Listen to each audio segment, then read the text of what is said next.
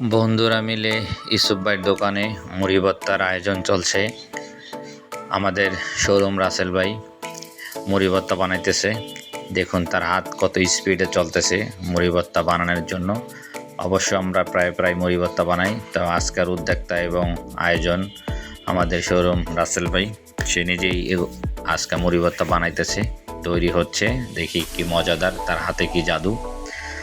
আমরা অবশ্য খাওয়া দাওয়ার পরেই বুঝতে পারবো অবশ্য মুড়ি ভর্তাটা কীরকম। আসলে মনে হয় আজকে খুব টেস্টি হবে, অসাধারণ। যাই হোক, দেখুন কত মুড়ি ভর্তা। আমরা বন্ধুরা মিলে সবাই একসাথে মুড়ি ভর্তা খাচ্ছি।